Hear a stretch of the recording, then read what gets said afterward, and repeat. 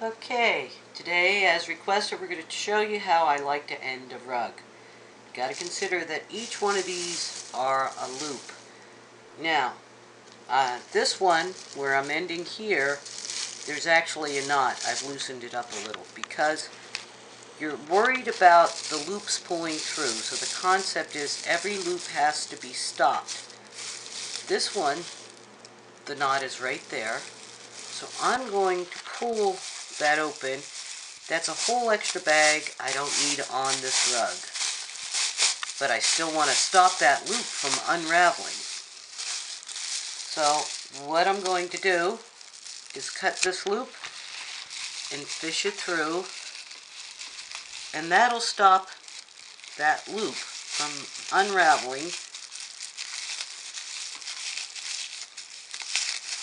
because we're going to tie this one that I've cut open into a knot, a square knot, and try to make that as tight as possible. Now I've got these two ends.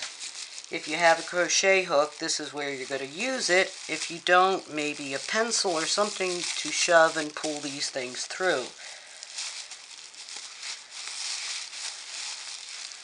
There's one half of it.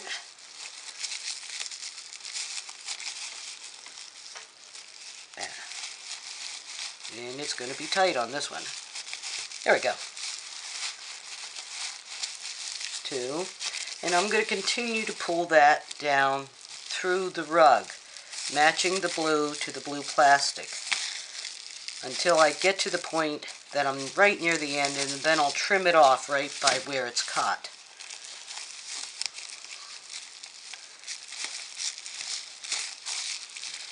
One more probably. I like to have about 3 inches to weave in. That way, even if it would pull up from here, you still have 2 more inches, and then you have a square knot to battle before anything would get unraveled. So there you go. And you just trim that. Okay, that's one. Actually, two. I have this one now. I'm going to cut that open and pull half of it out.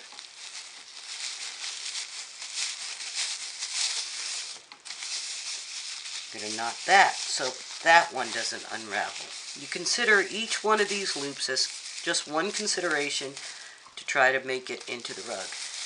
And then you just start weaving it into whatever color you can weave it into. And you like to have some of that tightness there because that sort of helps hold everything in place. I think I'll go there. It doesn't really matter where you go, just so you continue to wrap it into the rug. Of course, it's going to give me fits. There we go. How about one at a time? That works a little happier. You know, and at this point, I can continue to go this way. I like to change direction a little, just because it means that if you're stepping, it's not going to continue to go in one direction all the time. And it's just a little extra security.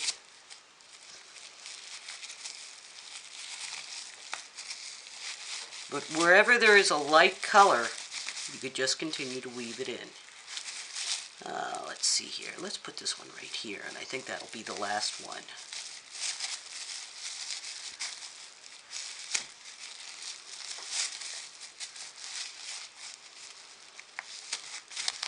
And then we'll trim that one off.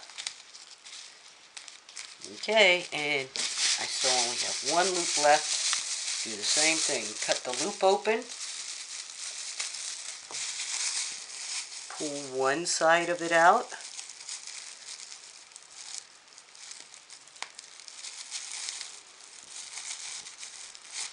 Now that's going to give me fits, so I'll just bring it over. If it's too tight of a thing, just go forward instead of going backwards.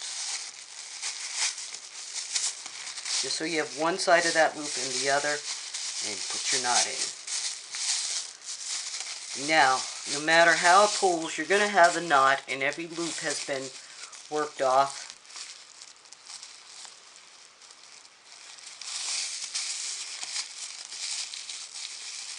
And basically that is it. Each rug is sort of different. but you just try to weave it into wherever there's a light color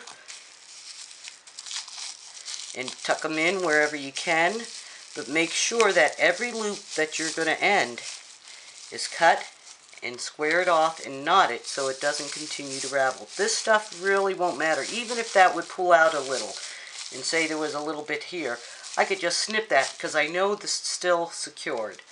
And that's how you end rugs.